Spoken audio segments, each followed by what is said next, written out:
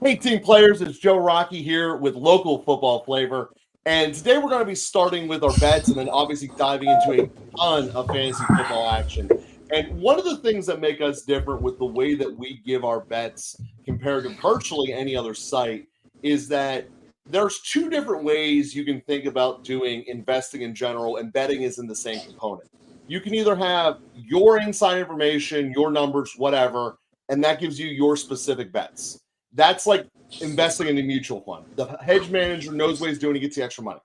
What we do is more like betting in an index fund, looking at all of the information on the market and learning how to read it.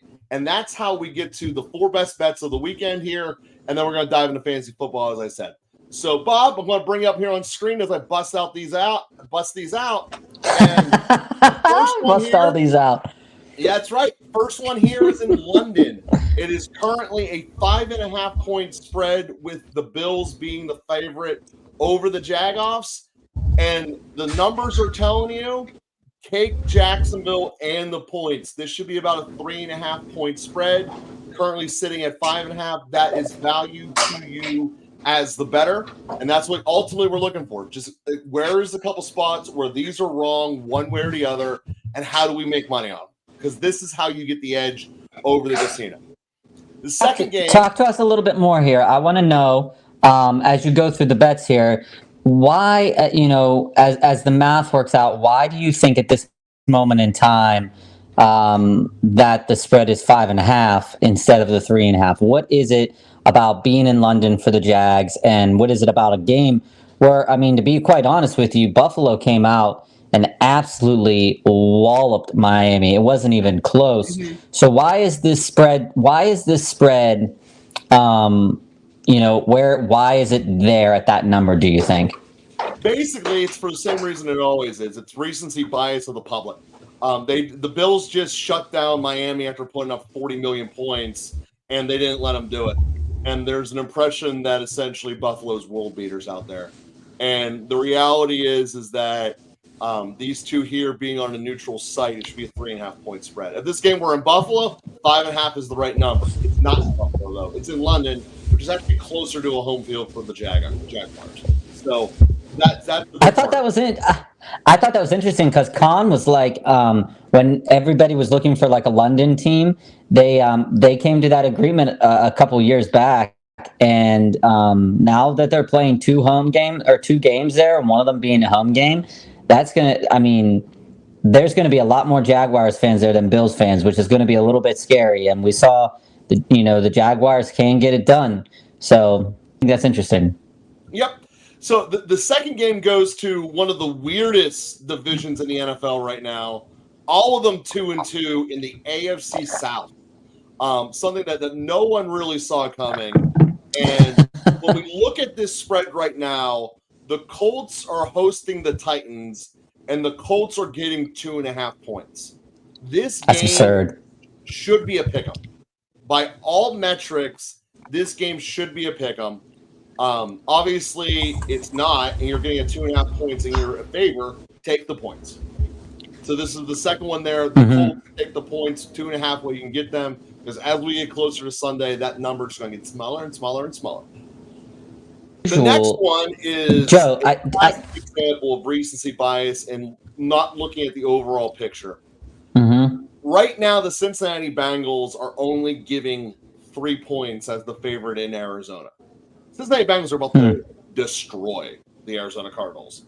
And laying the points there is certainly the play. That spread should be closer to 6.5.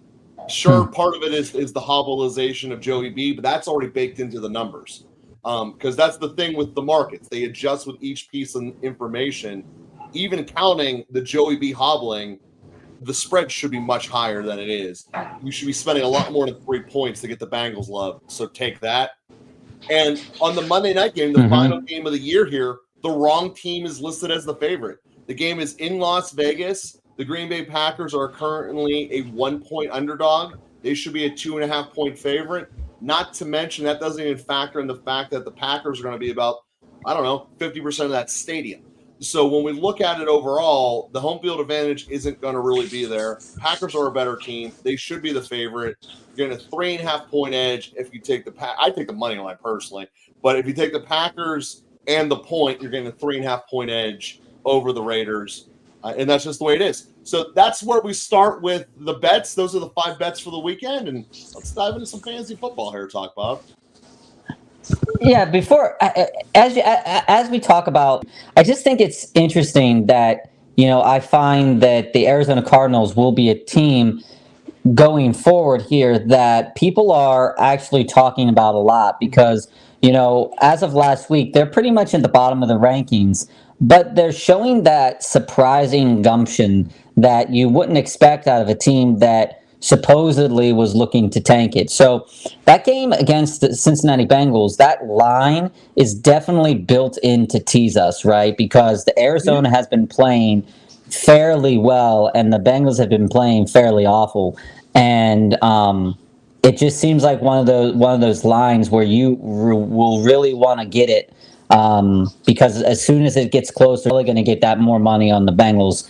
And I mean, skill position player wise in that game, you have Jamar Chase looks like he's going to cook in this game. If you are or if you have traded for Jamar Chase, he's put up a couple good games, but overall, the Cincinnati Bengals offense has been putrid.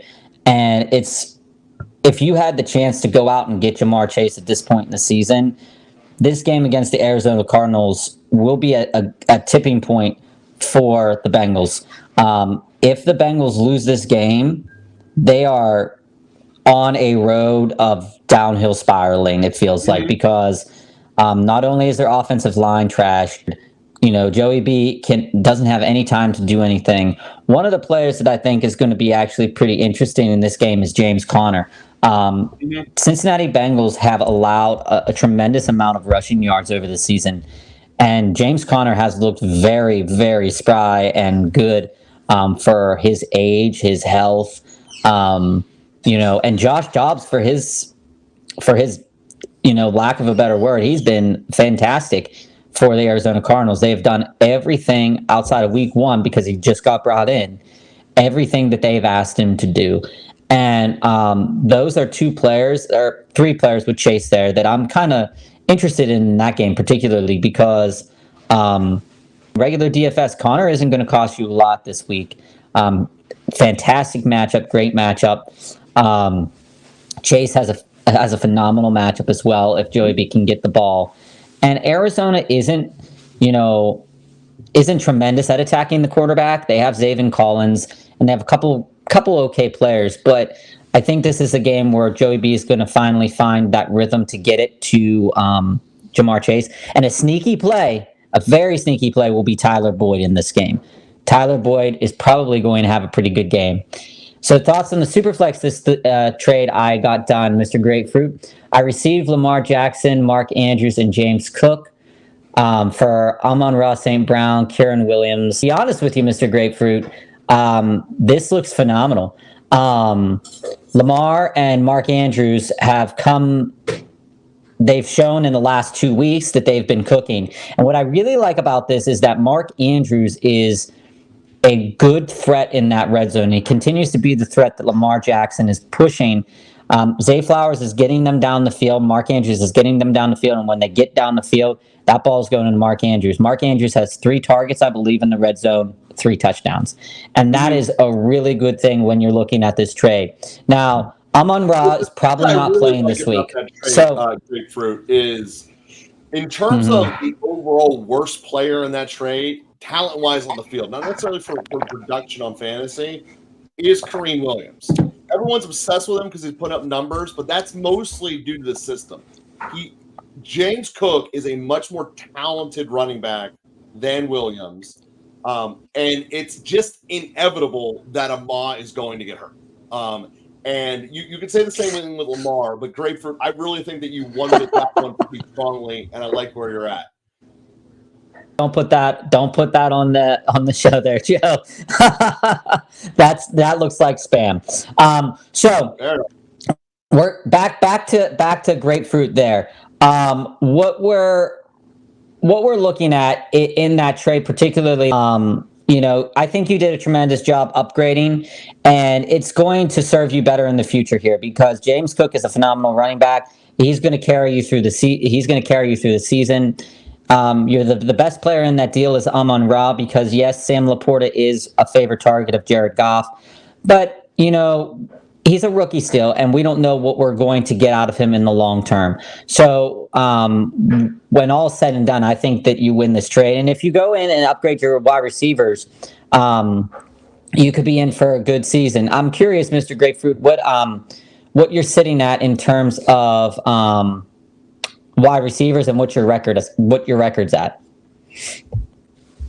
Definitely. I'm still the Lions. Here's the thing that scares me, Joe, is that they are so hot in terms of being able to push the ball down the field. But when they get to the red zone, that seems to be David Montgomery's territory, right? Mm-hmm. And when it comes to David Montgomery territory, especially with that red zone where Williams was, David Montgomery's projected to get about 14 touchdowns this year, which is crazy, right?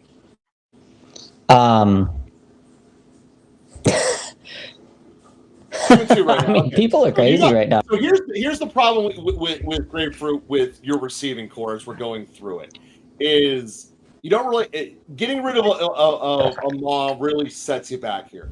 You are playing the hope game that, quite frankly, of your guys, Sky Moore and Cooks in particularly, I was really, really big on preseason. I am almost as out on Cooks on Sky Moore as you can be. And the thing is with watching the actual Kansas City games, Sky Moore is almost exclusively a decoy.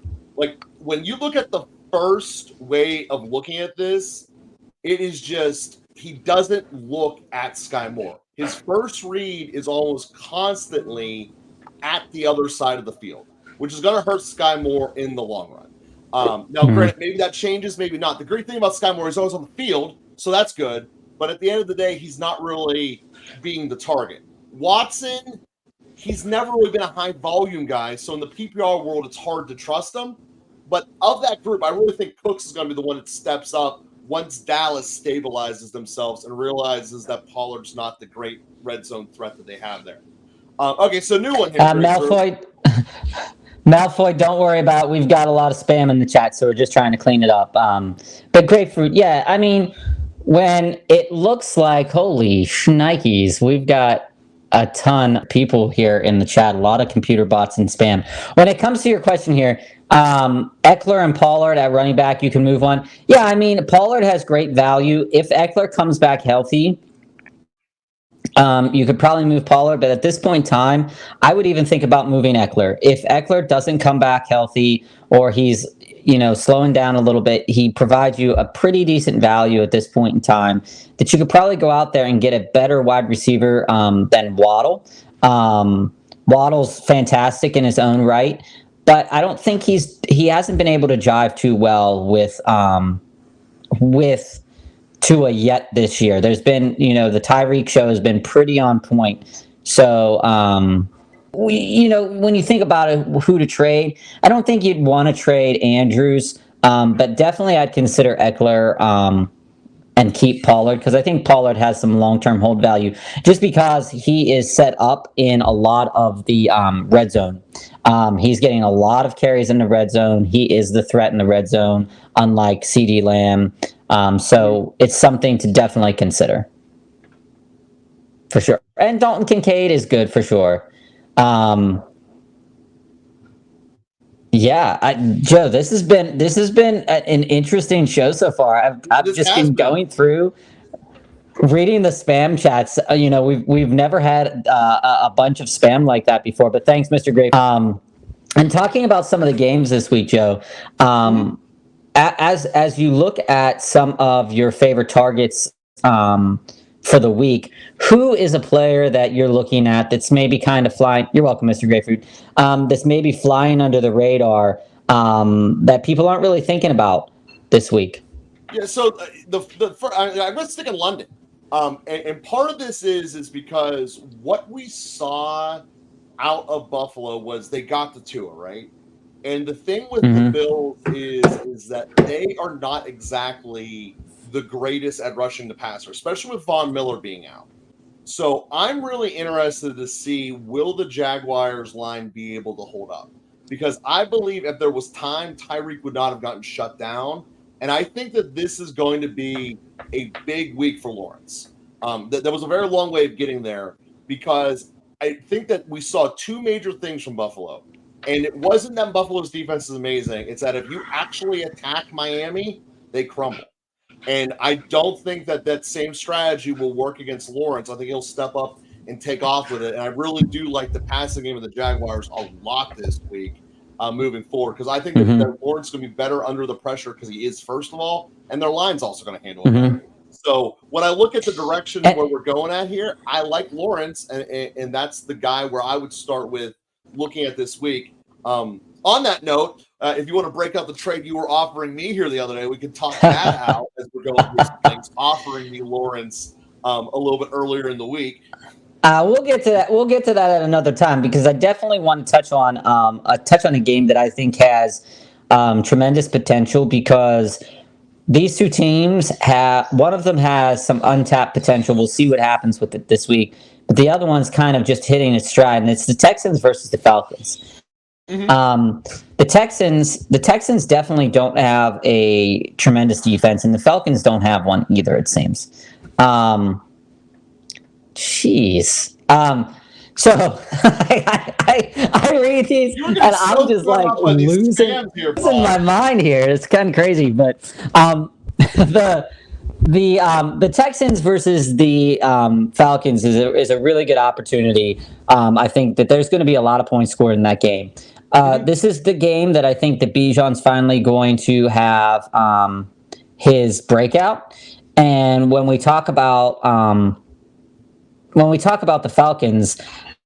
Falcons' passing game has been disappointing, to say the least, right? And so we're looking that Desmond Ridder will be able to do something in this game. Yeah. Maybe he gets the ball to London a little bit more. Maybe Pitts is involved a little bit more. But particularly, I'm very intrigued by the Houston Texans offense. And C.J. Stroud, Nico Collins have been firing on all cylinders. And Robert Woods has a pretty good share of the targets in Houston. When you look at what the target share looks like in Houston, we have Nico, Woods, and Dell all sharing about 30. It's like a 30, 20, 25, 22 split, something like that. And it's a fairly balanced passing attack because the running game is not able to get started. And in this game, this is another one of those games where the Falcons have to be very careful, because the Houston Texans could get them early in the air. And if that is the case, then Atlanta's going to begin to flounder again. And that's very worrisome if you're an Atlanta Falcons fan. But in terms of fantasy, C.J. Stroud is probably going to have some really tremendous numbers in this game. Nico Collins is going to be another player that I think is going to light it up. Last week against the Steelers, he had over 140 yards. And I believe he had a touchdown in that. He had a touchdown in that game too. And Tank Dell didn't show up in that game, as you suspected, because the Steelers defense covers wide receivers like that fairly well, but the Atlanta Falcons do not.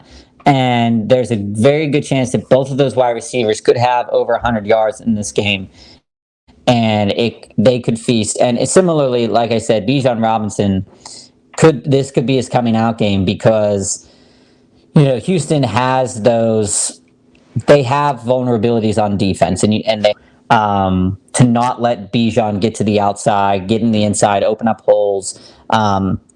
So I think that game has a lot of fantasy potential.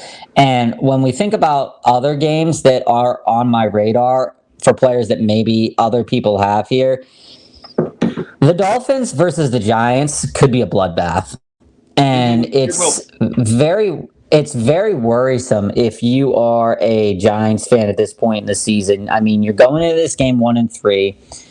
Saquon Barkley may or may not play.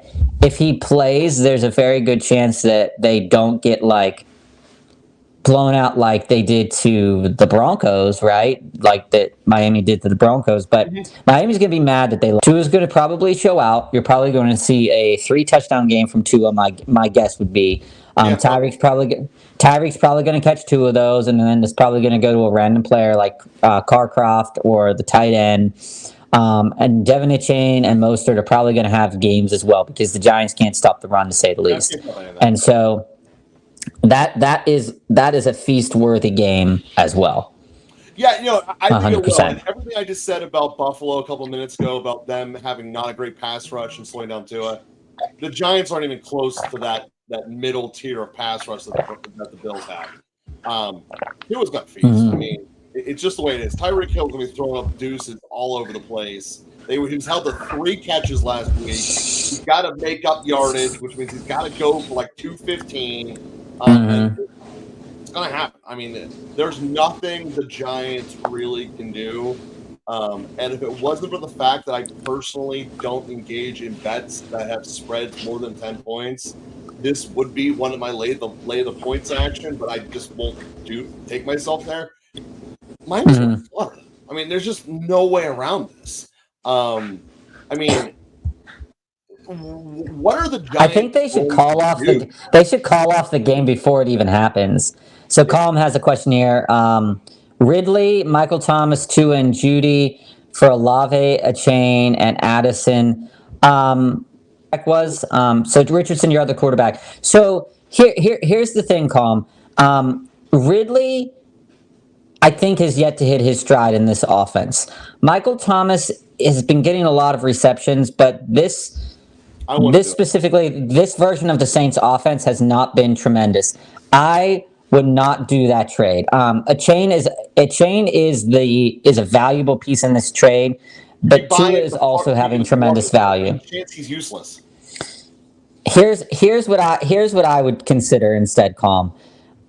Knowing that you have Richardson and knowing that you have Tua, you're probably there's injury concerns with both. Tua's playing really well right now. Richardson's playing really well right now out there. And I would say, okay, if I'm looking, because it obviously looks like you're looking for a little bit of a upgrade at wide receiver by going from Michael Thomas to Olave and Addison.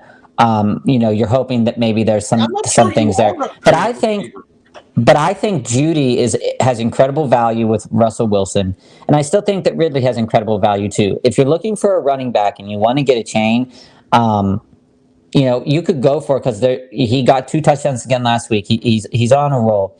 But I would not trade Tua, and I would not trade Ridley. Personally, that's my personal opinion there. When it comes to targets, shrink the trade down to just having it be Thomas and Judy for Olave, I think that would be better off.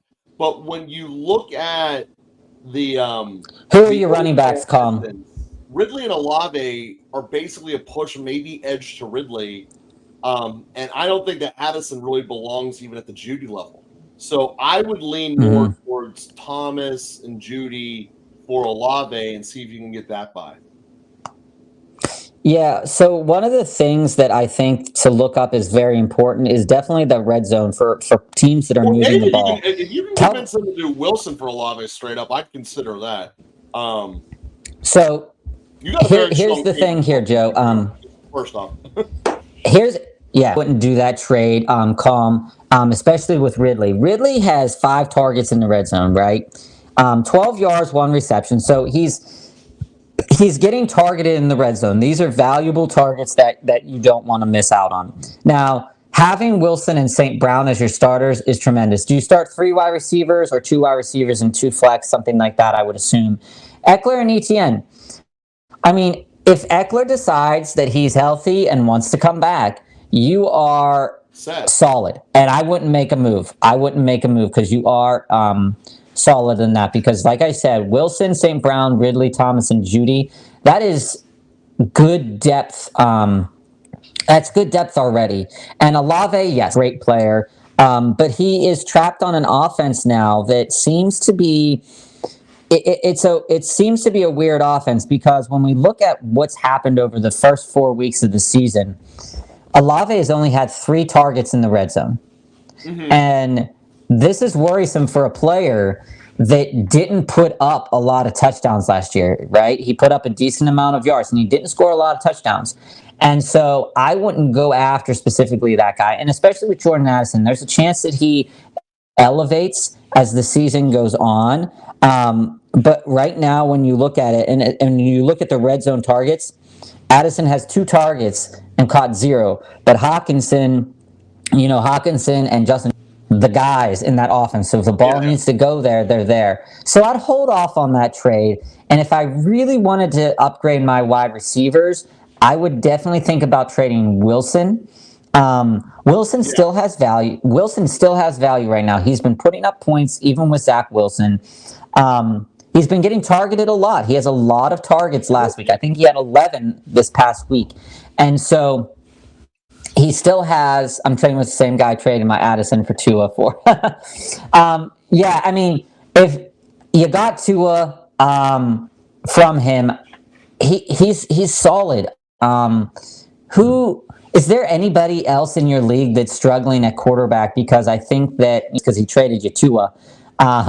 So I mean that's kind of unusual, but I think you're solid. I honestly don't think you need to go for it. Mm-hmm. If someone took Burrow early, you had to. You had to take him in the first 5 rounds. You have yourself the option of floating out Tua, give him one injured quarterback for someone else who'll be broken 3 weeks from now. Yeah, and Cobb. I've been on the love bus the whole time, so I'm not going to be hating on him. But the guy who has Tua, man, I'm telling you, unless you're talking about he also has love as well. Well, he has Tua. Calm has Tua. But Joe, here's the thing. I would even target the Trevor Lawrence owner, because Trevor Lawrence has he hasn't scored over 20 points yet this season, and when you think about Trevor, Joe and I, ourselves, we're in a league together, and we're talking about a potential deal, and Trevor is involved, and Trevor still has the potential to boom. He's still there. He still has a lot of good games that he could go, but his strength of schedule is tough, and Tua is not. Tua does not. I mean, he plays the Jets twice, right? But overall, they were supposed to be. Overall, Tua is a guy that could definitely propel you to a championship, and Richardson is one of them too. But we're not so sure yet, right? So keep Tua and try to access another resource, because I think right now, if I'm looking at your team, you're starting Wilson, you're starting St. Brown, you're starting Etienne, you're starting Eckler, and you probably have Ridley and Judy in your flex spots, and you probably are looking to upgrade those flex spots from Ridley and Judy. Judy, I think, will be fine as the year goes on. Cortland Sutton looks like a dog too again this year. He has up and down weeks.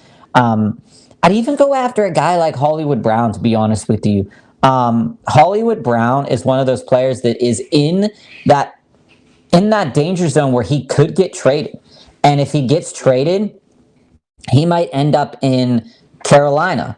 And, I mean, they're not great at being competitive, but they're trying to be competitive. One of the contenders with the real quarterback and Hollywood Brown there, like that. He's an instant upgrade no matter where he goes. Virtually any receiving room, with the exception of maybe Cincinnati, he's instantly someone 1 or 2, and he's going to be a major target share. Like, imagine Hollywood Brown in Buffalo. I think that would be insanely. It's disgusting. Vastly better than Gabe Davis. But to your point about moving Tua, I would wait until next week, because he is going to annihilate the Giants. And you're going to have the value of him extra inflated due to recency bias, opposed to him coming off a week where, quite frankly, he looked really bad against Buffalo despite them scoring 20. So I would wait on any trade moving Tua if you're the one pushing him until next week, because he's going to destroy that Giants defense. The Giants defense looks like they're already ready to quit. I agree. Them as a team do. So I would just say, stave Tua. I mean, you're going to win this week with him, so take the win. And then next week, because his schedule is going to get a little bit harder. I mean, if Buffalo was able to shut him down, they got them again, and the Jets will be able to. But the thing is, the thing is, Joe, Buffalo's defense, you know, it can show out, but there are times where they do. When this game was purely Josh Allen being like, "I'm taking over this game, and I'm going to continue to score to throw you off your game plan." And I think with the emergence of a chain, with the good games that Mostert has had, the people are thinking, well, maybe that's taking value away from Tua. No, if you listen to any of our shows in the off season, we ourselves we don't love Tua, but what we do know is Tua is a great fantasy quarterback. Tua is a great fantasy quarterback, and he's going to annihilate the Giants 100%. And with the team that you have right now, you have some good matchups. Ridley is facing off against Buffalo. Trevor is going to throw the ball. They're going to have to throw the ball to stay in the game. That means he's involved in that game as well. Wilson, so St. Brown probably won't play this week. He's doubtful to play with an abdominal injury. So you're probably putting Ridley in. You've got Thomas. Like I said, I'm not a huge fan of the Saints offense right now, but the Patriots aren't lighting up worlds either. Matthew Judon just got hurt last week, so there's not going to be a lot of pressure on Jameis Winston or on Derek Carr, whoever plays in that game. So definitely think about that. You have to start Warren at running back this week. Not really anyone on waivers for me to pick up, and that's okay. When we see the splits. Joe and I, we live in Pittsburgh, and Warren is the guy when it comes to passing situations, passing backs for the Steelers. The offensive coordinator's life's on the line, and that's what they do against Baltimore. And Najee Harris in interview says, don't blame the coach, blame the players. Well, which player has been doing pretty terrible? Najee has been doing pretty terrible. Jaylen Warren has been. When he's coming out of the backfield catching passes, we don't know if Kenny Pickett's going to play. But if Mason Rudolph or Mitch Trubisky play, right? He came off the injury report, but still, he's got the knee stuff. You can't trust him. Kenny Pickett is what it is. But Jaylen Warren is a good play this week. The Ravens took it to the Cleveland Browns last week. I understand that they took it, but the Steelers always play the Ravens good. Always play the Ravens good, and so don't they got touchdowns out of Warren, right? And they got embarrassed last week, and you'll get yardage. They got embarrassed last week too. Isn't the worst, given the fact we're just entering bye week. But one last thought on Tua about keeping in a PPR, he'll probably get 8 points. With Tua, he plays Carolina next week, and then he plays a stretch of 4 defenses where he'll be horrible and end his bye week. So if you're moving Tua, it's got to be either next week or the week after it. He'll be at great value coming off the Giants of Carolina. That's when I would set up your trades for going with Tua. But yeah, in terms of the Steelers, Najee's basically on his last chance. They did not pick up his 5th-year option. This is the year they got to decide they're going to do it. They could have done it as early as week 1, have not done it yet. There's a chance it doesn't happen. There's almost a 100% chance the offensive coordinator is going to be murdered by the city if they lose this game. And when Canada has, every time his job has been on the line, his answer has been to hand the ball off. So I would go big on Najee Warren this week and really fade Joe. So, Calm, I totally get it.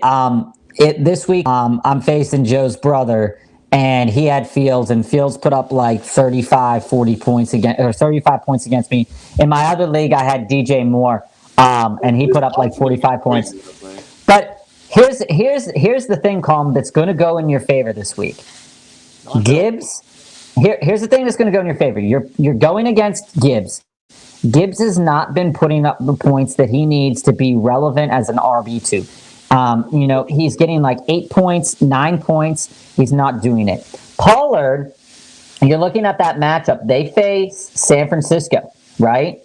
And so you're looking at it, and you're saying that's not a great matchup for Pollard. Adams is a little bit banged up. Is Jimmy G back, or is Aiden O'Connell in again? Because if Aiden O'Connell's in, Adams is going to have maybe a 15-point game. Hill's going to feast, so I'd be worried about Hill. The quarterback who puts up the most points and the receiver who puts up the most points. But the rest of them are not scary. Dotson didn't do anything. Dotson didn't do anything yesterday, and I think James Conner's going to have a solid 12-point outing. So your team, if Eckler does come back and play, I know he's not, but you're solid at wide receiver. Tua is going to put up a lot of points. The only thing I'd worry about is maybe they just start running it like they did against the Broncos and put in Mike White. But I think you have a good chance. You're starting probably from 35 some, but don't be too far gone yet. And Ferguson is a worry. He has 11 targets in the red zone, but he still hasn't really caught a touchdown yet. So, there is worry there, but San Francisco's a good defense. On that note, because I think that's something that's important to bring up, the one who I think is ultimately going to benefit from this is going to be CeeDee Lamb. CeeDee Lamb is getting double teamed constantly in the red zone, and they're basically telling the Cowboys throw it to anyone but CeeDee Lamb, and none of them are stepping up. Atkins already said, I don't care if I throw interceptions. He's eventually going to start pushing the ball to CeeDee Lamb because he brings it home. So when we talk about people who starting off goodish, CeeDee Lamb's like right around the top 10 in receivers with PPR. He's going to get an accelerant to move up. I really believe that in Ferguson, despite his opportunities, I think it's going to end up being the accelerant of CeeDee Lamb stepping up, or it's going to be Woods. They're not really targeting Woods a lot in the red zone at all, which is perplexing. But I do think that CeeDee Lamb's going to be the one who benefits in the long run, unless Ferguson, steps up the way he should. The other one who, this is 2 weeks in a row now, given the Thursday night game last night, Cole Kmet looks like I was right on him. He's going to be a guy. And I'm pretty excited for that. 5 games in now, touchdowns in 2 straight of them, 3rd tight end overall, entering this week, put up numbers that are not going to hold him back. I think Cole Kmet is got a good chance of just ending up being one of the dogs at tight end. Yeah, and Joe, to Calm's question here about Wilson breakout game, absolutely. There is a very realistic chance because this Broncos defense has been There's getting. no Listen, chance he's breaking out with Wilson being under center. It's just never happening. No. When we're talking breakout here, Joe, we're looking at a 100-yard game and probably a touchdown, right? We haven't had one of those games yet. Zach Wilson is the quarterback. Okay, so I'm going to press this. I'm going to press this a little bit because I do think, Zach Wilson isn't a good quarterback. We know this for 100% certainty. However, against the Chiefs defense, who is a level, maybe 2 levels above the Broncos defense. I don't really trust the Chiefs defense. I trust Patrick Mahomes, but I don't really trust the Chiefs defense. The Broncos defense is trash. We thought that they were going to be better going into the season, and they are clearly not better. They are worse. We saw what Justin Fields did to them, and we know that Justin Fields isn't a very good throwing quarterback. Well, Zach Wilson. That's definitely true. Zach Wilson threw for 2 touchdowns and 248 yards last week on 28 completions. This is a very realistic chance that Garrett Wilson will break out. I would temper my expectations, but you have him on your team, and he's probably going to have a good game because this game right here, Russell Wilson, not Garrett Wilson, Russell Wilson is going to have to fight for his life to try to do something against this defense.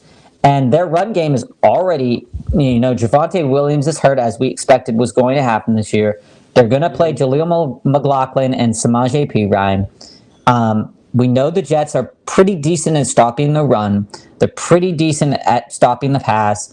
But Russell Wilson is still a pretty decent quarterback, right? And so he's going to try to push the ball down the field. And there's probably going to be really good field position in this game because the Jets defense is good enough to have hero ball Russell Wilson. And, I think Judy could potentially have a really good game in this game. It depends on, it really depends on how this is going to shake out. But I'm all for a Garrett Wilson breakout because the field position is going to be in Zach Wilson's favor. And Zach Wilson looked confident last week against the Chiefs. And that was the first time that I've ever seen Zach Wilson look that way. He had a tremendous swagger about him, which was really annoying to watch. But to the point I'm making here, he looked like a quarterback in the NFL. This was he's actually making decisions that didn't look like garbage half the time. And I think that's more testament to the Chiefs not having a real rush than Wilson stepping. But the Broncos don't either. The Broncos have zero. So basically this question comes down to Thomas, Dell, or Judy. So when I look at that, yeah. We'll get to that SMN in terms of being a volume catcher. I have never really gotten onto the modern era of Denver receivers. I get that I might be missing out on points once in a million years, so I shade Judy more than most. That's a starting fact. But when I look at it, basically coming down to Dell in Atlanta against Atlanta or Thomas against New England, given the fact that Houston throws the ball like crazy and it's a dome, I think that Dell's probably the best bet of the three. And the reason I say that is because Atlanta only really has one cover person, and he's got to be on Nico Collins. So unless I'm wrong and they put him on Dell and then Dell becomes useless, I think Dell's going to blow it up. I think Dell has a chance of being a top 10 receiver this week because of that. Yeah, I would go Dell. I would go Dell, Thomas, Judy in that column for sure. So let's get to those. And SMN said trade Kyron and Sutton for Pollard. Yes. No. I am at this point, Joe, and it really depends on the structure of your team. But for me, Pollard is getting valuable touch. Kyron Williams is getting valuable touches too. But when we go for the long term of the season here, and again, it depends on who you have at wide receiver. That's the long term of the season. He's most likely play all 17 games. McVay's going to keep 40 SMN. It's going to be a fact. He's the best SMN. Don't get rid of him. SMN, post your team. I'd like to see it. And we'll get back to Joe's at no. So Jamon said Brees and Kincaid to get Cook. Joe has a lot of big feelings on Brees. I have a lot of big feelings on James Cook. Again, depending on the structure of your team, Brees is without a snap count now. We've heard this in the news. If Brees is healthy, he looks like a game-breaking talent when he touches the ball. They should not ever give the ball to Dalvin Cook because he looks like a slow ass, like he looks like he's just walking half the time. So for me, I wouldn't. But the thing that would give me pause is that James Cook has looked really phenomenal. The Buffalo offense has looked really phenomenal. We know that when winter comes, Buffalo often flails around and fails. And so James Cook is a big piece of that. James Cook is a big piece of that puzzle. So if you believe that Brees doesn't have that game-breaking skill, or that the Jets will never get a chance to get towards that red zone unless Brees gets them there, I would do that trade. Because James Cook is a valuable piece now, and he'll be a valuable piece come November and December. He might not get the touchdowns that you're looking for. I think touchdowns on those long runs. But if you're looking for simple yards and you're looking for catches out of the red zone or out of the backfield, go with the trade. But here's what worries me about Cook is that not only is Latavius Murray running goal line plays, but Damian Harris is running goal line plays. And Josh Allen is in there in the goal line plays. So James Cook is never going to have a touchdown unless he breaks it. So you could be looking at a season with James Cook of maybe 1,000 yards, maybe 950 yards, maybe 25, 30 receptions. But the touchdowns are going to be probably like 3, 4, 5. But Brees, once he's healthy, once he's being used, if the Jets can move the ball, in the touchdowns. And so that's how I would view that trade. So for me, I think you're keep right. Brees. You nailed the limitations of Cook incredibly well. And as much as you don't want it, you need touchdowns. I mean, it's a fact of the life. And Brees, best player, I would argue the best player on a bad offense. I think he's better than Wilson. I would want to keep him. I'm never big on rookie tight ends, period. So I can understand moving Kincaid, but again, I believe this is a trade where you're going to be moving away the best piece and overpaying to do it. So I'm naturally going to be against that. Same as with the other one of trading Kyrie Williams. I don't believe that Kyrie Williams is the most talented running back in the world. In fact, actually, I think he's below average when it comes to actually running the ball. But he has a situation that he's the only show in town, and McVay's going to give Williams the ball game in and game out. So, dude, I don't want him for dynasty to get replaced in the offseason. But for this year, I want Williams to the end of the year, and I want Brees Hall to Joe, I'm going to stop you. I'm going to stop you here. Calm. Yeah, I mean, Dell is the gamble play. I think he's going to. I think that play is going to be great for your team. And to SMN's team here, he's got Fields as his quarterback. His running backs are Barkley, Achane, Kyren, Warren, Javonte. Wide receivers, Lamb, Olave, Flowers. You can make that trade if Sutton is your fifth wide receiver. Achane instead. Because Achane's at the top of his value, and Warren is going to slow down. Warren is going to get you the garbage time touchdowns like crazy because he doesn't trust throwing the ball to anyone other than Tua, and that guy didn't score touchdowns. It basically do all the work to get to the 2-yard line to get Williams the garbage touchdown. That's what the Rams are doing. Joe, here's the worrisome thing about Kyren Williams, and I think that where this question comes from for SMN is that Kupp is back. You don't believe in Kupp, but the whole world does believe. If Kupp comes back, if Kupp comes back and dominates the league again, like with Nakua, with Tutu Atwell, the target share of where Kyren is going to fall in this could go down. And for Pollard has a place in this lineup. Whether the Cowboys are winning or losing, Pollard is still getting the ball.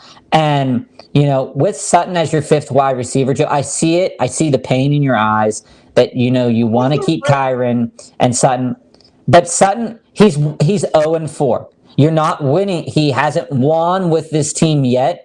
This team up enough because, to be honest with you, Sutton hasn't been cracking the lineup most of the time. The same trade done with Achane in it instead of Williams. And you're welcome, Jamon, for sure. But for SMN here, I agree with Joe. The guy on my team that maybe you could stick in a trade to almost not even include Sutton is you could probably move Achane right now. He's at his highest value. He was at his highest value last week, but he has 6 or 7 touchdowns in 2 games, right? That pace is going to be crazy to keep. You keep, and say Achane has his first bad game is maybe like 60 yards, still okay, but it's not great, right? So if you are pressed on selling a wide receiver right now to upgrade, or if you're pressed on selling one of these running backs to upgrade for a long-term hold running back, I would seek out ETN owners. ETN has pretty decent value going forward. I would try to redo that trade for Pollard, stick Achane in it, and see if you don't have to give up Sutton, because Sutton has a pretty good value. Maybe if you could do Achane in London for Pollard, you could probably get that done, and I think that's going to be a good value. And, thinking with Barkley's not healthy yet, but when he comes back, that Giants offense has looked bad. And so what I would err. He gonna put up some points. If you had to do that trade today, I would do it. But if you had to think about that trade and you were given time to think, putting Achane in a trade and moving Achane in potentially London, because London has had 2 good games, 2 bad games, you could probably get a lot for that. And you could probably get Pollard and maybe even a Terry McLaurin style of player if you believe in Sam Howell going forward, because A-Chain has that much value. And, even if he was a pickup, he has a lot of value. You're welcome, Jamon. And to Jose here, I traded Puka for Amon-Ra St. Brown. Was that a bad move? I'm up 4-0 and 12. Puka's value, he's on a hot streak. I mean, this is the best a wide receiver has done in terms of receptions that we have ever seen in the first 4 games of the season. That pace, to keep that pace, would be Hall of Fame style numbers across the rest of the season. And the odds is that he's not going to put up Hall of Fame numbers the whole season. If Kupp does come back and Kupp is healthy, the target share for Puka is going to go down. And you could see Puka potentially getting 6 to 7 targets a game and catching 6 or 7 targets a game because he is that guy. But and he has Jameson Williams coming in. And yeah, that's going to fight for his target share. But for Amon-Ra, that actually makes his value better. When you look at Amon-Ra St. Brown, one of the biggest things that's against Amon-Ra, you're welcome, SMN. One of the biggest things, we'll get to that, Calm, for sure. One of the biggest things about Amon-Ra is that he can't stay healthy. He has health problems. Mm-hmm. It's a toe here, an abdomen there, a rib here. But when he's on the field, he's pushed the ball. And Jameson Williams, when he's on the field, we don't know what's going to happen. But what we do know is that the Detroit Lions desperately need a number 2 wide receiver because he's very good, but he's not a wide receiver 2. And so with Jameson Williams coming in, and you've got Amon-Ra, I think this trade, you traded Puka at high value to get a guy who also has high value. So these 2 guys, the rest of the way, I think could put up similar numbers as the season goes on, with a slight edge to Amon-Ra, because I think we have seen the best of Puka, to be honest. See, I think you're completely wrong, Bob. I'm just going to tell you this from the startup. Thanks, Colin. The 2 main reasons why I think you lost that trade. Obviously, I believe Puka's going to have a much better year from here on forward than St. Brown. And part of it is because I don't think Kupp is ever going to truly be healthy. He's too old and hamstrings aren't going to work. Puka's playing his spot in the offense. You're welcome, SMN. And at the end of the day, Puka's going to, I believe he's going to maintain it. Maybe not the same accelerant plays, but even if it's 80% of it from here on in, it's going to be good enough to be a top 10 receiver. St. Brown will get hurt. Also, Williams misses games all the time. So there is no reason to believe Puka will. Your biggest thing is he might not be legendary. He might just be great. That's where I'm going with there. And when the Detroit Lions do come to figure it out, their number 2 receivers support him. I mean, that's just the way it is. And Joe and Calm, we'll definitely. I do want to talk Clay down here, and thanks for the sub for sure, Calm. To the end that I'm trying to say about Amon-Ra, I think moving forward, these 2 players, and Amon-Ra is probably not going to play this week, which is which sucks for you, Jose. But when he comes back, having a healthy Jameson Williams will take pressure off of Amon-Ra. And Amon-Ra does good in space. He misses games all the time. But he's missed games because of other reasons. He's been there for 2 years. He hasn't played a full season. So I think Jose, I think you're going to be fine. You're 4-0 right now. You're 4-0. Puka asked for a little bit more for Puka. Amon-Ra plus somebody else, but I think moving forward, I think you're going to be okay. We'll definitely get to that question. Claypool, don't pick him up. Claypool is a cancer.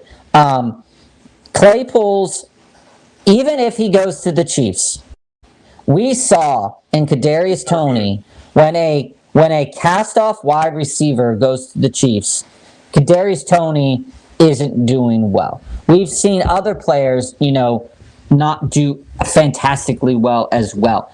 And to the point of Claypool last year was not even a factor in a very poor Bears passing scheme. You went out for Claypool. They gave the Steelers a second-round pick for Claypool, and that's what they got. I mean, I would not pick him up. He's a cancer. You're never going to start him. He is useless. I mean, you might find that his best game might be 4 for 60, maybe. And where he's realistically going to end up, if he gets anywhere, you're welcome, Jose. You don't want any of that passing. And to A's question here, full PPR, would you guys trade Ayuk for Breece and Jordan Addison? My wide receivers are Devontae, Ayuk, Ridley, Higgins, Michael Thomas. My running backs are CMC, Kyron, Damian Pierce, Roshan, and Zach Charbonnet. Jamal, we'll get to that question too. To this end, I really like Ayuk.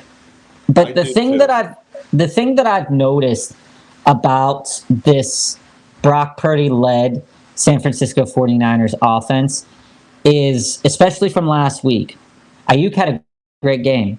Ayuk had a tremendous game. Christian McCaffrey had a tremendous game. Debo wasn't involved. Ayuk is out. Debo's involved. Debo's great. So the thing here is that CMC and Kyron, like Joe loves Kyron, and Kyron is a good player right now. I think that you are solid at your 1-2 running back position. I think you're very solid. You're like, say it's 3 wide receivers, 2 running backs, 2 flex. I wouldn't mess with your roster. I wouldn't mess with it, but I do love Breece Hall going forward. And so for me, getting Jordan Addison on your team moving forward, Jefferson's the top dog. Hawkinson's the second dog here. I'd be worried about who you thought about cutting because Zach Charbonnet has a good chance going forward here as well. And Roshan Johnson, Khalil Herbert is just a guy. Roshan Johnson looks really good. And Damian Pierce. I get that you're 2-2. I wouldn't mess with it. Some buttons. But when we look at the way you're set up with Adams, Ayuk, and Ridley, you're stacked at what receiver. You got lucky as can be or you picked up Williams. That running back room of CMC and Williams is solid. I mean, you got Pierce as a back end. So even if you're a 2-flex league and your second flex is Higgins, I would not mess with your roster at all, and I would just let it be there. Yeah, so, and to that end too, Joe, I just want to build off that Pierce discussion here. Mm-hmm. So in my Yahoo league, Pierce has gotten through week 1 through 7, 4.5, 13.4, 11.3, and that's good enough right now. And Ayuk has potential boom written all over him potential. And Jordan Addison's not there yet. And Breece has that boom potential too. So I would think about trying to move a guy like, I hate to say it because he's hurt right now. I would be in talks in moving Higgins. I've talked about Higgins earlier in the season. Higgins is hurt right now. He is a good target for Joe Burrow, but this Cincinnati offense is struggling. And I don't like to trade low value, but Higgins is still a name that people will trust, and Higgins people will go after. So in my mind, I stick pat at what you're doing, but I would also try to think if I could move Higgins because I think Devontae, Ayuk, and Ridley have really good value moving forward. And to Jamon, to your point, I don't think Ridley is a mirage. That week one Ridley game was a great game. We know this, and the next couple of games have been goose eggs, right? So 24, 5, 10.8. Jacksonville coming up has Buffalo this week. That could be a question mark. But then he's playing. We'll get to that, Neek. The Colts, the Saints, and the Steelers. Of those 3, maybe New Orleans slows him down. He will light up the Steelers and he will light up the Colts. So I think that what we're really trying to see from Calvin Ridley is this week is going to be a pretty good determinant of it. The Bills defense is basically all good. There is no great or elite on it, especially in their secondary. And as I said earlier in the show, I believe that Lawrence is going to go off this week. And I think Ridley is going to be a big recipient of that. I do not think he's a mirage. I think that you're going to be getting some really good stuff for him. He might not be as hyped as he was. He might not have been worth the third-round pick when it's all said and done, but he's certainly talented and he's looking good on film. He has red zone drop is his main thing, and that's never been a problem for his career. So I do believe it's going to get cleaned up. His numbers are going to take off, and Ridley will be solid moving forward here. And he's actually one of the guys that I would trade for because he's coming off a 10-point game after a 5-point game and a 4-point game. The next matchups, like you said, Indianapolis, New Orleans, Steelers bye week, San Francisco, Tennessee. Nothing super to write home about, nothing tremendous as a matchup. The end of the season is kind of rough, but Cincinnati's there, Buffalo's there, Tampa's there. These are all beatable defenses. And if Trevor Lawrence wraps his head around it and decides that he's going to, the only thing with Calvin Ridley that's the problem is that Zay Jones could steal some of those targets in the red zone, ATN. But he's a guy I actually look to trade for because people are at this point where they're like, maybe I overspent on him in the draft. And yes, third round pick, way too high. He, in sleeper drafts in the offseason prior to this, this big push for Calvin Ridley in the third round, he was going 4th and 5th round. And that was where you wanted him because you had your lineup already built. He slotted in perfectly as a wide receiver 3 in a 3 wide receiver format. He slotted in perfect as a wide receiver 2 because these are wide receiver 2 numbers, right? You're looking at 24, 5, 10. We know wide receiver. We know this. And so these are wide receiver 2 fantasy numbers that, that deceptive 20-point game, but it's not really deceptive because he's capable of putting up 20-point games every single time he touches the field. And quite frankly, if you give him just 2 of those drops in the end zone, you're looking at him completely differently because then you're adding 7 points to either of those low weeks and you're fine with it. Joe, that's my answer. Ridley is definitely a buy here. And I think you're going to see him really step up.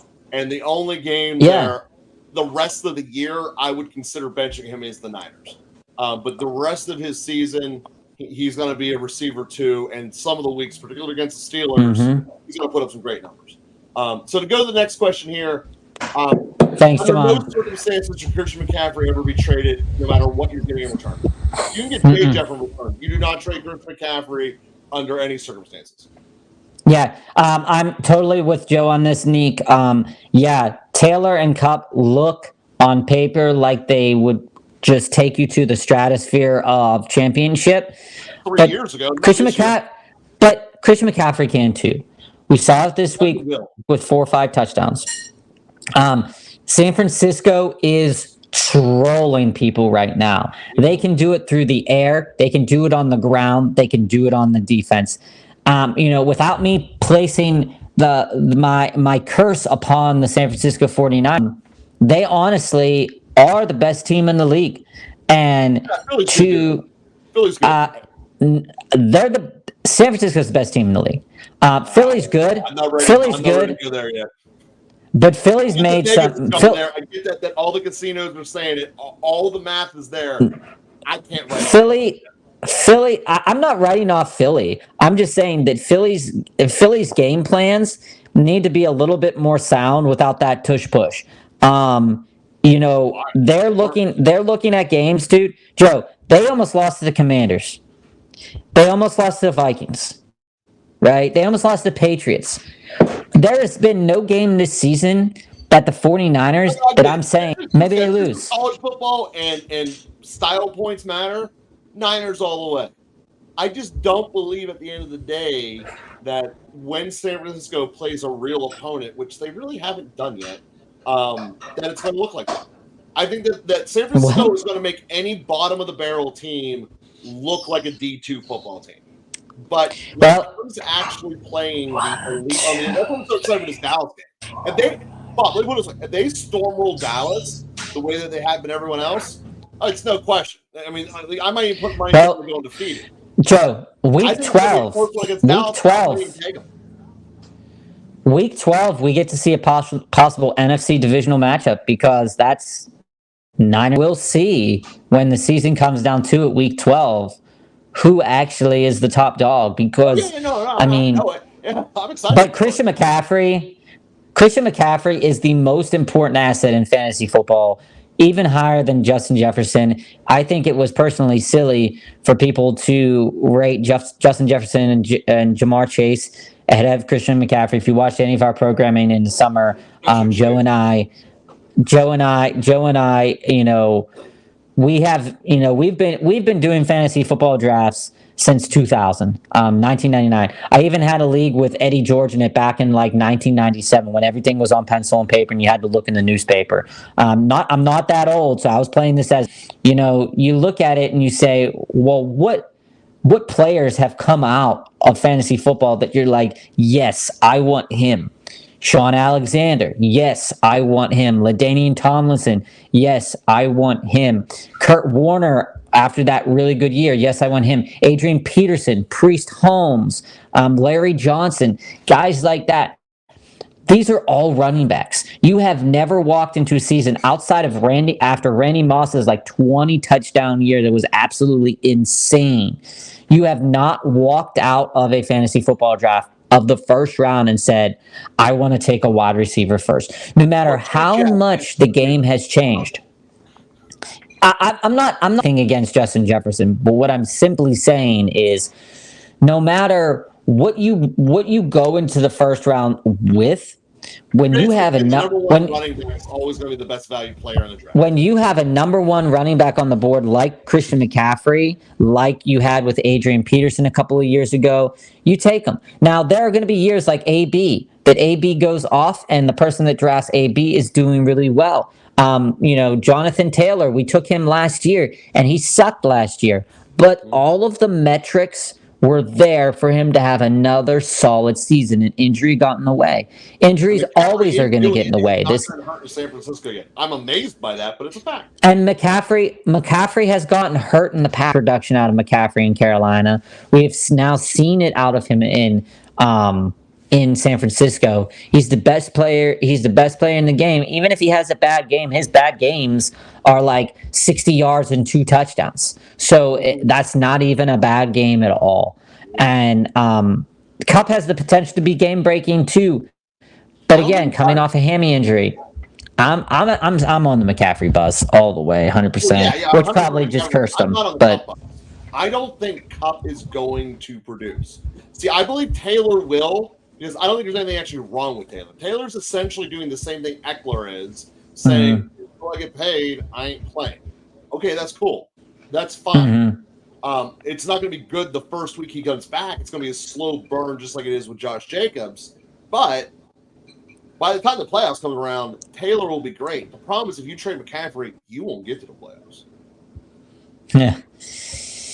Yeah, I mean, Taylor's going to be a slow burn. Another couple ever get to full speed, and you're going to be trading an asset that you're going to lose for the next 3 weeks.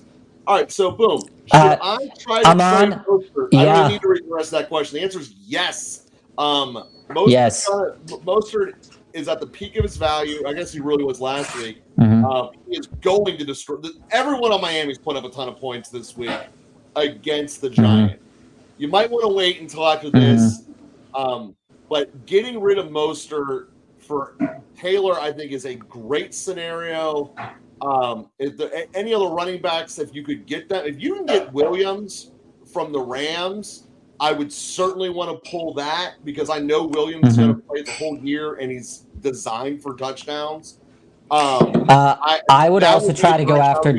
Absolutely move Mostert and do it as quickly as possible. I would also time bomb injury waiting to happen. I would also try to go for DeAndre Swift. In this Philadelphia offense, DeAndre Swift has looked like a magician. And, we know that he's going to get hurt. Another guy, we know he's going to potentially get hurt, but, he's been playing really well.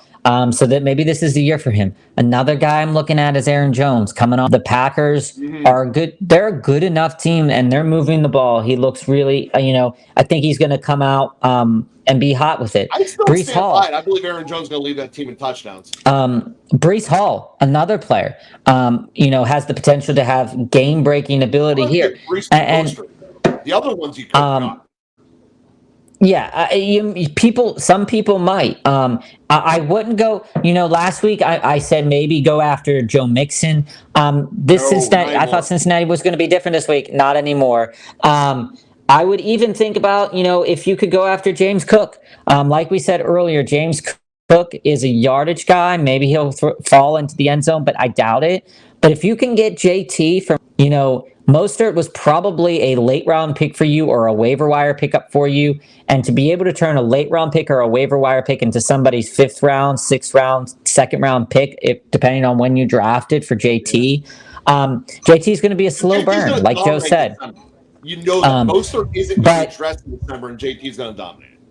But by what I'm looking, by what I'm thinking your team looks like, I'm thinking your team is pretty solid enough that you could make this trade and sit on JT for a week or two before he starts firing off. And yeah, Richardson's always going to be a problem. Zach Moss is probably still going to get involved. Speaking of other running backs here that you could probably go after that, maybe you're not a fan of, but you could probably get a package deal depending on if you're struggling at another position. Kamara's a receiving threat out of the backfield. Doesn't look good as a runner, but out of the back. Oh, you already have Swift, Brees, and Kenneth Walker. Okay, so then you can't obviously trade for them. But yeah, I mean, your running back room is solid. Your running back room is solid. If you're looking for another running back, Pacheco is getting red zone targets. Yes, McKinnon is still vulturing some things away. You could get a package deal. So I would think about it. Who are your wide receivers? We're curious, Amon. We'll get to NDU's question here while you post it. So NDU, Chris Olave versus the Patriots. Carr, still can't throw long.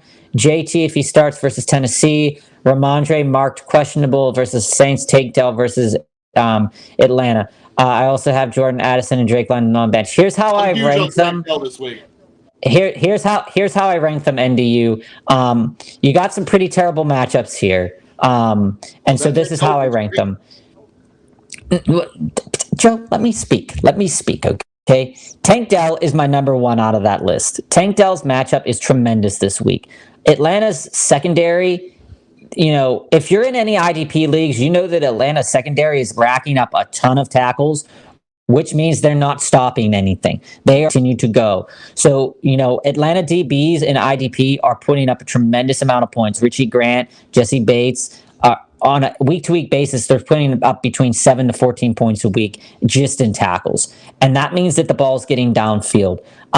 Tank Dell is a solid play this week. I start Tank Dell in a PPR flex. My next pick here, going down the list here, is Chris Olave versus the Patriots. The Patriots, depending on what happens with the Patriots might throw the ball 54 times a game again with Mac Jones. They might give the ball to Ramondre Stevenson. But this game is going to be ugly because, we're not sure if Carr is going to be fully healthy for this game. So it could be another Jameis Winston game. And, we don't really know what Jameis Winston's say. But it'd be weird to bench Chris Olave. But Tank Dell is a better play than Chris Olave this week in my mind. Going off of that, I then would start Ramondre Stevenson. Ramondre Stevenson, the Saints defense has a really good front. They're beatable, but these games are low-scoring Saints games. So when we look at it comparatively, hold on. Let me finish here. Yeah. When we look at Ramondre Stevenson, he hasn't been doing tremendous, and so I think this game is probably going to be like a 21-17, 17-15, 17-13 style of game with a lot of field goals.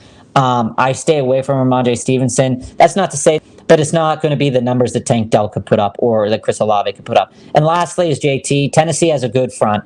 The Indianapolis Colts are going to pass the ball.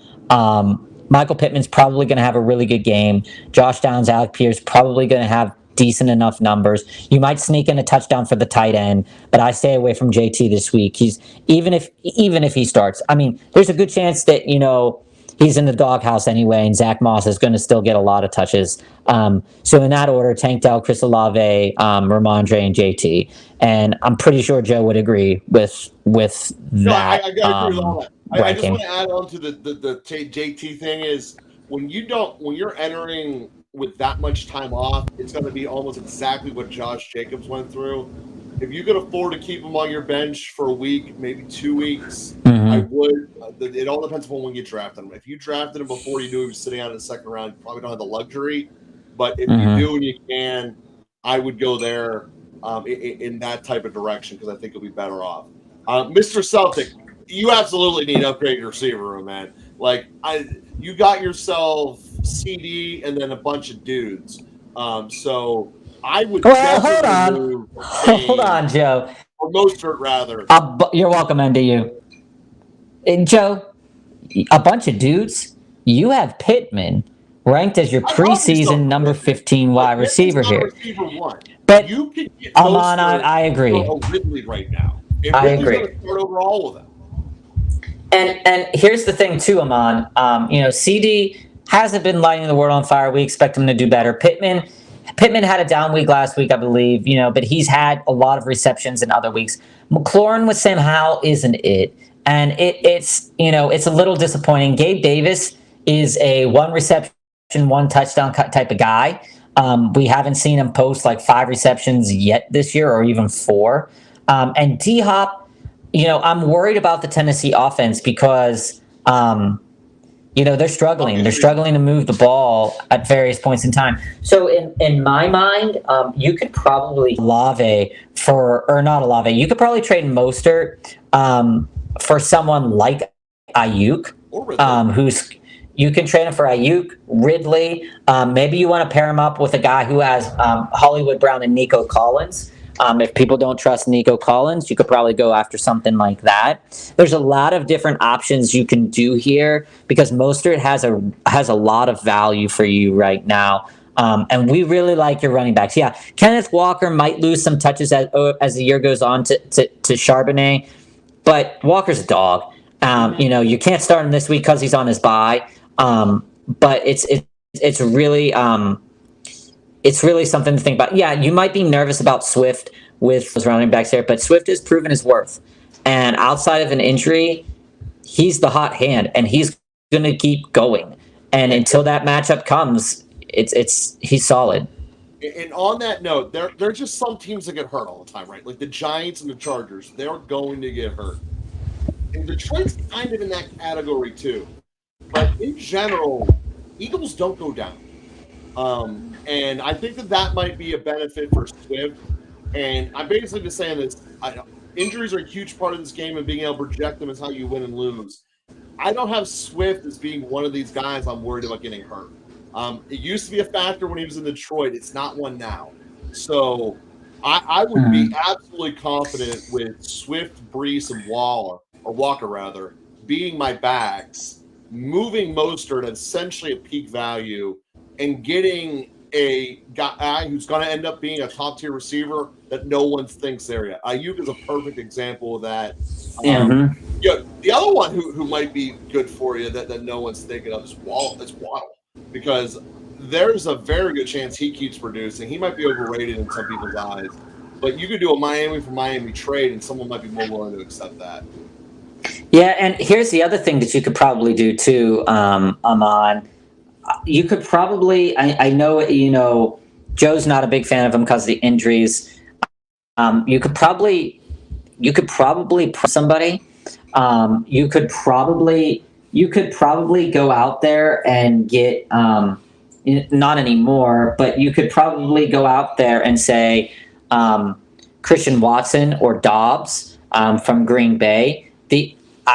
I'm just saying, in a package deal, I wouldn't trade them straight up for either of them, and I don't think any owner would reliably think that you would do that. But these are players that, especially Watson, that is just coming back from an injury. Is he going to be reliable enough? We don't know. The owner's going to see Mostert and say, wow, look at those stats. I love those stats. Those stats should probably keep accumulating. And thinking about this going, a player like an Amon-Ra, if you can, or a Nico Collins and Hollywood Brown, or even a Waddle, those are going to provide you with long-term value to pair with CD and Pittman so that you never have to start Gabe Davis, and so that you could probably trade away D-Hop once those bye weeks are over. Gabe Davis is just a scary. Gabe Davis is just a scary own, Amon. He has the biggest boom potential of any single player in the NFL. We saw that when the Buffalo Bills played the Steelers a couple of weeks ago. But the way that wide receivers are playing this year, DJ Moore last night had a boatload of touchdowns and like 230 yards. We didn't think that was even going to be a possibility for the Bears, let alone the Bears on Thursday night, which are historically low-scoring games. Mm-hmm. When you look at what the league is putting out there's a lot of good wide receivers that are putting up a lot of points, and you wanna get in on that. So if you could move, if you're still here listening here, if you could move D-Hop and Mostert and try to upgrade to one of these top 10 style wide receivers, even a Devonta Smith who has had a couple of down weeks in a row comparatively to AJ Brown. In the second or third round of your draft should be who you should be targeting for Mostert. And then just go to the team that's most desperate. Because obviously every league has a desperate team. Pick their second or third round receiver up. That's essentially the trade value you should be looking at for Mostert right now. And do that trade sooner than later because Mostert's value is only going to fall. Mm-hmm. Yeah, and I mean, this week against the Giants, you're probably getting a last gasp effort of good value out of Mostert, and moving forward, and just taking a look at rankings this week. When you look at Mostert, A-Chain is at number 9 in terms of running backs, and Mostert is at 18. So that really tells you the difference here with Mostert, what people thinking the value of Mostert is going to be there with, Breece Hall, Ramondre Stevenson, Pacheco, and Connor. So if you do want a running back, those are the running backs you could probably trade straight up for Mostert. But I really think you should go for a wide receiver because Scary Terry is not the answer, and Gabe Davis is too unreliable, and D-Hop in the current system is super unreliable as well. And that's so unfortunate because Scary Terry's a very talented player. Sam Howell's bad quarterback. Sam Howell will not be a starting quarterback. Yeah. That's pretty obvious. In the current framework of the NFL, there are some very, very bad quarterbacks. Sam Howell is in the discussion for very bad quarterbacks. But at this point in time, our worst quarterback that we kind of knew was going to be the worst quarterback is Desmond Ridder, unfortunately, for the Atlanta Falcons. I would still stick with the Jets, but we didn't know he was going to be a starter, I suppose. So start Law or Goff. So here's the answer. I'm going Lawrence. I think Lawrence is going to have a great week for a couple of reasons. First is being in London for 2 weeks is a tremendous You're welcome, Amon. versus only being there for 1 week. So I believe that not only is them being the value pick, as I started the show with, that you should bet them. I think they're going to win the game outright, and I think they're going to do it in the air. So I am big time on Lawrence. I think this is a Ridley bounce back. I think this is a Kirk bounce back. So, there's a lot of things going in Jacksonville's favor for this game, primarily staying in London. Buffalo coming off of, quite frankly, is a look-ahead letdown sandwich. They just destroyed the best offense since sliced bread, and they made them look horrible. They now get essentially a vacation trip to London where they get to come back and go to work next week. I think that every way we look at this, Jacksonville is going to get a get-right week. I think Lawrence is going to go off. And like I said, I'm leaning Lawrence very heavily this week when it's all said and done. Throw at you. Hold on, no. Before we get to Jamon Tingley, here's what I really want to throw at you here. Goff even without Amon-Ra, you know, they have it's a very difficult matchup. You know, when we look at the Panthers on paper, yes, they've lost every single game they've played in. But when you look at the last matchups for quarterbacks for the Panthers, and I'm just going to read them off to you in case you haven't got to it yet. Kirk Cousins went 12 for 19 for 139 yards, 2 touchdowns, 2 interceptions. Those are Jared Goff type numbers. Geno Wilson, 296 yards, against the Falcons. Week 1, you're looking at Desmond Ridder, 115 yards, 1 touchdown. Week 2 against the Saints, you're looking at 228 yards, 1 interception, no touchdowns. I think the Detroit Lions are going to win the game, but I think they're going to win the game on the back of Montgomery and Gibbs, and Goff is going to add a little bit support there. I wouldn't write it out of the question that Goff will get 2 touchdowns, 1 interception, 3 touchdowns, 2 interceptions. But in my mind, the play is Lawrence, even against a better defense, because when Buffalo gets ahead, guess what they're going to have to do? They're going to have to throw the ball more. That could potentially lead to a couple fourth quarter touchdowns for Trevor Lawrence. I think T-Law's probably going to get about 21, 22 points. Goff is probably going to be sitting around 14 to 16 points. And I think that's just the way it's going to be this week, because Carolina actually does have a good pass defense, and I would be worried about them without Amon-Ra. But Goff has shown that he could do it with lesser players as well. Jamon, Stafford over Stroud. If Kupp is back, feel like Stroud versus Falcons is a trap. When we first started the broadcast, I don't think so. Stroud has looked good, and Stroud has looked like he has elite potential. And Nico Collins has looked fantastic. Tank Dell has looked fantastic. You're welcome, Tingley. And we'll get to your question, Aaron. I think both are going to have good weeks. When you look at what Stroud can provide and what Stafford can provide, you know, they both have 2 wide receivers that can stretch the field. They both have, you know, players that could potentially be game breaking in the game itself. And when we see who the Rams are playing this week and we look at the matchup, that's against the Eagles. The Eagles secondary has been pretty paltry. It's one of those games where Kyron Williams could take over towards the red zone, and Stafford could be left with 1 touchdown, 1 interception. But Stroud against Atlanta, you know, I'll let Joe talk for a little bit as we look up the past matchups for to just kind of take a look at what has actually happened here, right? So, Jaguars, Trevor Lawrence had 1 touchdown against the Falcons. Lions, Goff had 1 touchdown, 1 interception against the Falcons. Packers, this is the game that Love did pretty good in, 3 touchdowns against the Falcons. And then, of course, the Panthers played the Falcons, and the Panthers don't have a good quarterback at this point in time. So the matchups on paper, yes, Stroud feels like a trap, but it's the better. None of those specific teams that we've read off against what Atlanta played, outside of maybe Detroit and the Jaguars, have those like Houston does.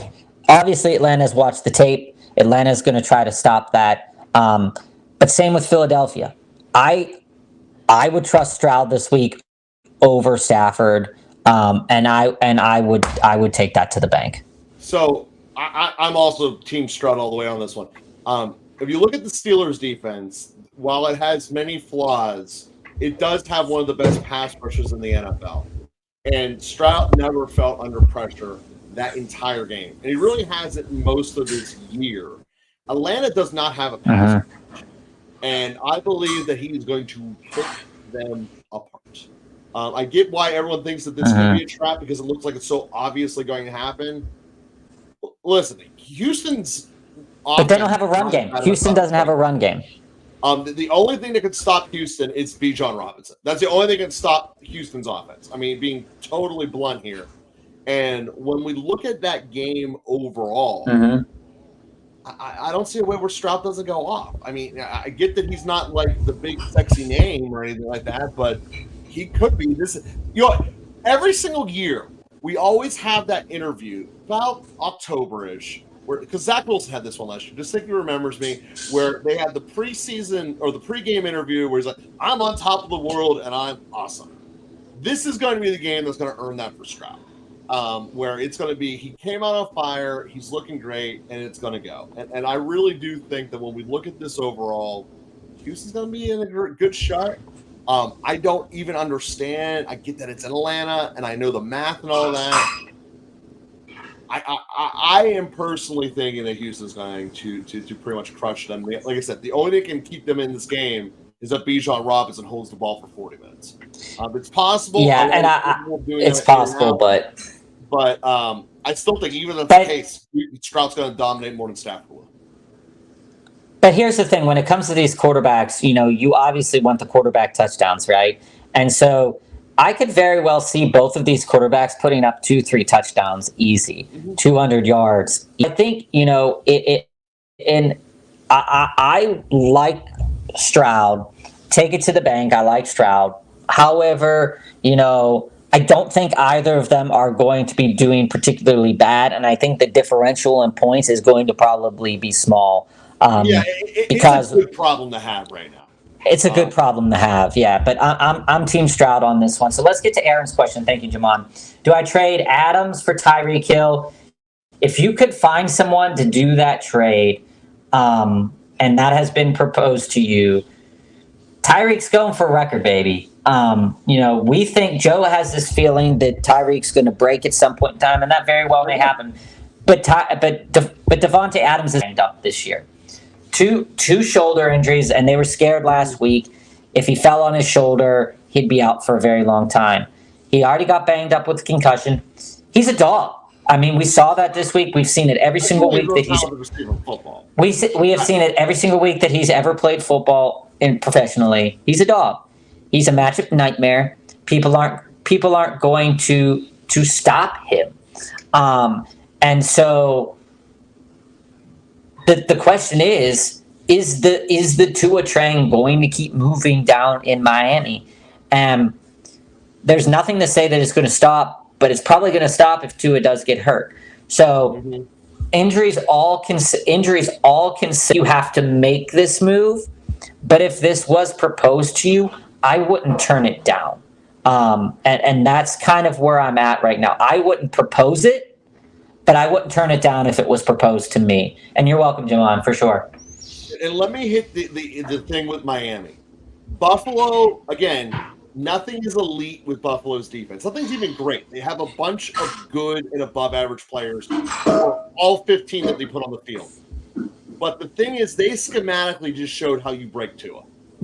And it's not going to happen this week because the Giants are incapable. But at some point, relatively quickly, the Tua bubble's about to pop. Now, granted, Adams is already on the broken side of it, so it could be an issue. But when we look at this overall, it's when I lean here, I take Tyreek, but in my head, they're both short-term options. I would try to get someone more downfield. Waddle is one that despite the fact that they just talked with Tua, I think Waddle is going to survive through that better. Ridley's a guy we've talked a lot about. Olave is a guy I love. And Wilson, Joe, I want to without a real quarterback. So I want to bring this up because is where I would go. Because this data is really important. These stats are really important. For Adams, for Devontae, he's number one in red zone targets, and he downfield presence. And when you look at Tyreek Hill is dominating first read targets out of any wide receiver in the league right now. And so when you look at these two players, it's the elite of the elite. You're asking, do I want this elite player or do I want this elite player? And I think when it comes down to it, you should just stick with the elite player you have and go from there because they're both good options. Unless you can get Diggs. Yeah, true. Diggs and CeeDee Lamb might be the two because I believe they're better long run options. Tyreek Hill will make you look stupid over, but when it comes time to winning in December, I believe both CeeDee Lamb and Diggs will be better off for you. Yeah. All right, Joe, let's wind it down. Any final thoughts?